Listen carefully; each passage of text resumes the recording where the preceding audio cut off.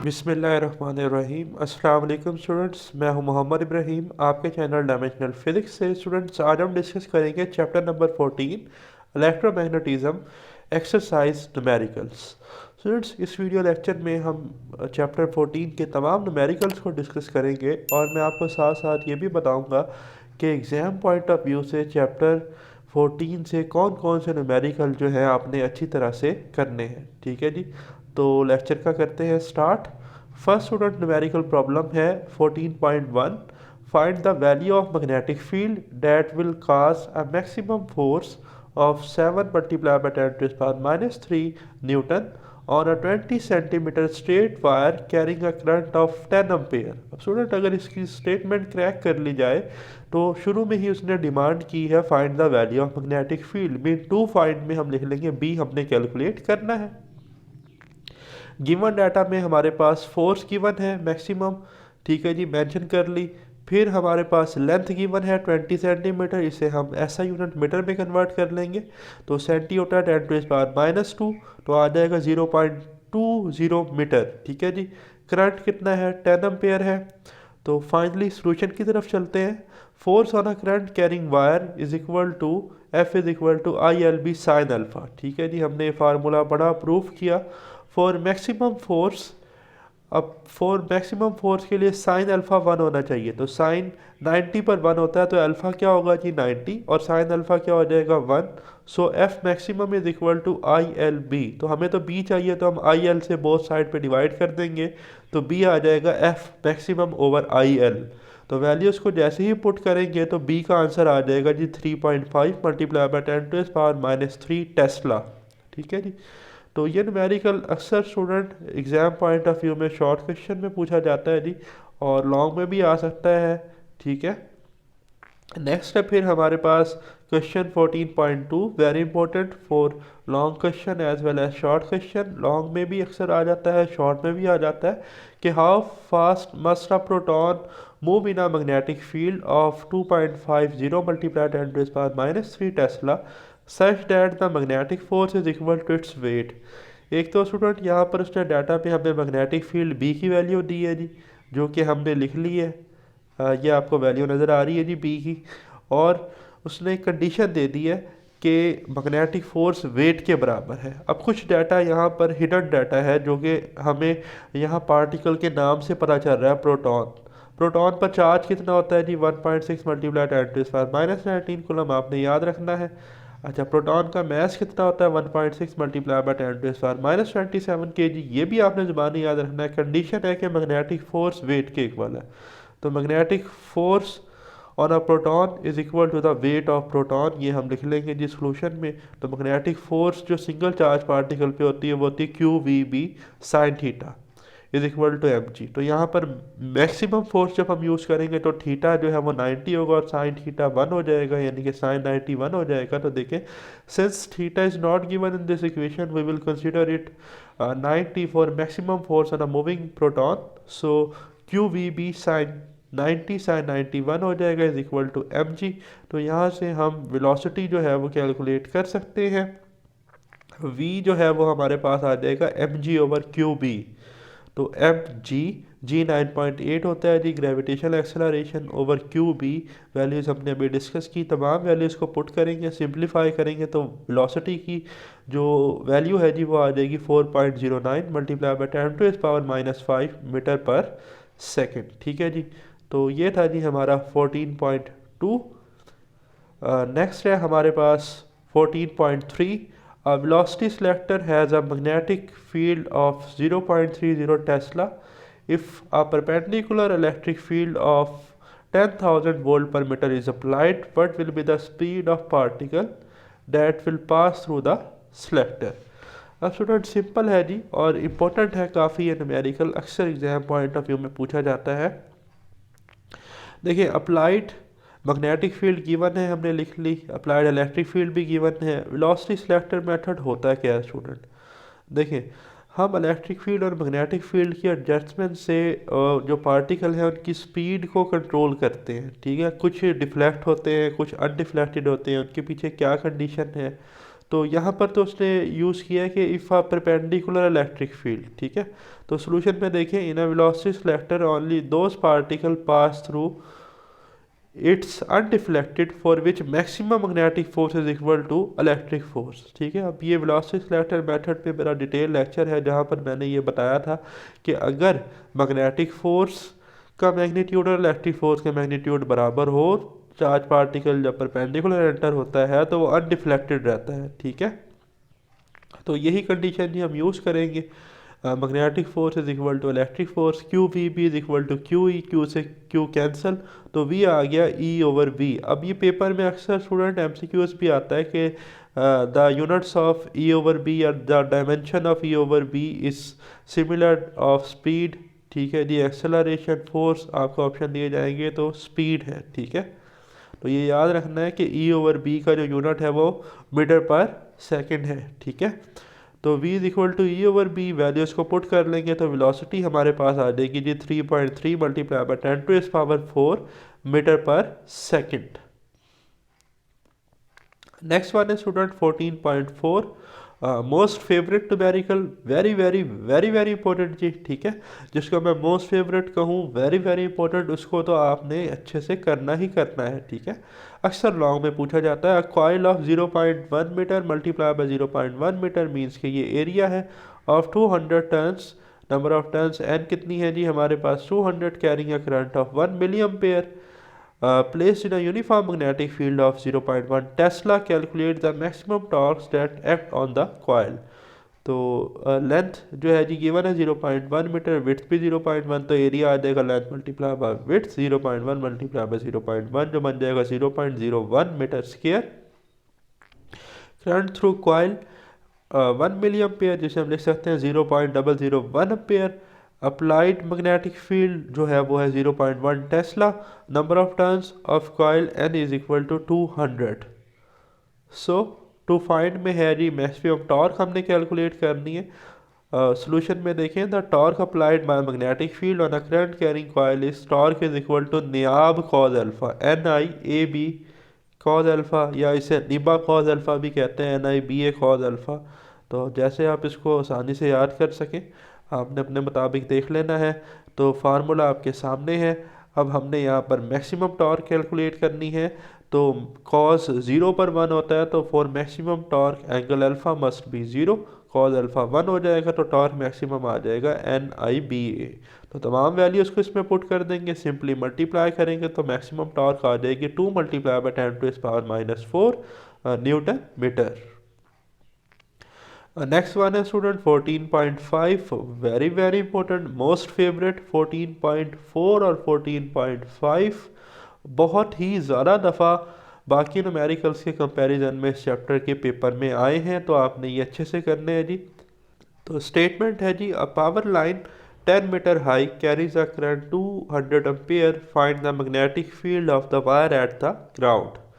Student height of power line given है जी 10 metre, current in power line वो भी गिवन है 200 एम्पेयर, मैग्नेटिक फील्ड हमने सिंपली कैलकुलेट करनी है। तो according to Ampere law B dot delta is equal to mu not I, where mu not is the permeability of free space, it's value is 4 pi multiply by 10⁻⁻7 weber per ampere per metre. So B delta L cos theta, जब हम dot product open करेंगे is equal to mu not I, consider an Amperian loop in the form of circle of radius 10 metre around the power line, since wire is straight the magnetic field and length element both are along the tangent. So angle जो है वो 0 होगा, cos 0 पर 1 होता है जी, तो cos theta 1 आ जाएगा। और length of circular Amperian loop जो है जिसका रेडियस r था वो सर्कमफेरेंस ऑफ सर्कल के बराबर होगी 2 पाई r। तो हम पुट कर लेंगे b, डेल्टा एल था, डेल्टा एल की जगह 2 पाई r आ गया, कॉस थीटा 1 हो गया into mu not I, mu naught की वैल्यू मैंने बताई 4 पाई मल्टीप्लाई बाय 10⁻⁻7 जो कि होती है। तो बी का फार्मूला बन गया जी mu not I over 2 pi r।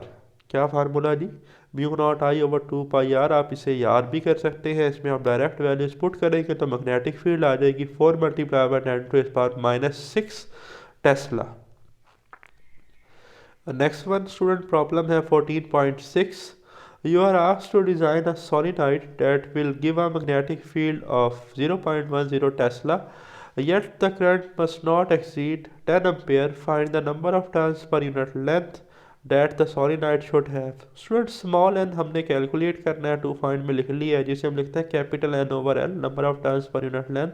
Magnetic field given है, करंट गिवन है, सिंपल है। Magnetic field inside the solenoid हम पढ़कर आए, प्रूफ हमने किया, लॉन्ग क्वेश्चन था। B is equal to mu nought N I. So यहाँ से स्मॉल एन आ जाएगा B over mu not I.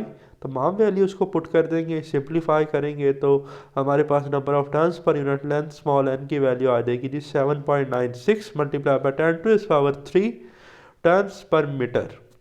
ठीक है जी, तो ये भी आपने लॉन्ग के लिए कर लेना है। ठीक है, नेक्स्ट वन है student 14.7। What current should pass through a solenoid that is 0.5 meter long with 10,000 turns of copper wire so that it will have a magnetic field of 0.4 Tesla? Student given data में length given है जी 0.5 metre, number of turns given है 10,000। ठीक है जी, magnetic field given है 0.4 Tesla, current हमने calculate करना है आई। तो सिंपल फार्मूला जो हमने यूज़ किया था, magnetic field due to current carrying solenoid B is equal to mu nought N I. अब यहाँ पर स्मॉल n होता है capital N over L, number of turns per unit length. तो यहाँ से हम इसके क्या कर लेंगे, सिंप्लीफाई कर लेंगे, L B के साथ मल्टीप्लाई हो जाएगा, म्यू नॉट आई से डिवाइड कर देंगे, तो सॉरी म्यू नॉट n से डिवाइड कर देंगे तो आई आ जाएगा BL over mu not n। तमाम वैल्यूज़ को हमने जस्ट पुट करना है, आप इसे कैलकुलेटर से सिंप्लीफाई करेंगे, आंसर आ जाएगा 15.96 एम्पेयर। राउंड ऑफ करके कितना बनता है जी 16 एम्पेयर करंट। ठीक है, तो ये लॉन्ग क्वेश्चन एट बार से काफ़ी इंपॉर्टेंट है, तो अच्छे से करना है। ठीक है, बड़े ही आसान और सिंपल से न्यूमेरिकल है। नेक्स्ट है फिर 14.8। स्टेटमेंट है a galvanometer having internal resistance RG 15 ohm give full scale deflection with current 20 milliampere. It is to be converted into an ammeter of range 10 ampere. Find the value of shunt resistance. Student internal resistance galvanometer की given है 15 ओम, current in galvanometer given है IG 20 मिली ampere, मिली होता है 10⁻⁻3, इसे हम लिख लेंगे 0.020 ampere. Next फिर जो उसने हमसे डिमांड की है जी रेंज ऑफ एमीटर, वो है 10 एम्पेयर। तो हमने शंट रेजिस्टेंस कैलकुलेट करनी है, RS फार्मूला हम जानते हैं जी, RS is equal to IG RG over I minus IG। तमाम वैल्यूज़ गिवन है, इस पर पुट कर देंगे, सिंप्लीफाई करेंगे तो RS स्टूडेंट हमारे पास आ जाएगा 0.030 ओम। ठीक है जी, तो ये न्यूमेरिकल भी long question point of view से काफ़ी इम्पोर्टेंट है। Next one is student question 14.9. The resistance of galvanometer is 50 ohm and reads full scale deflection with a current of 2 milliampere.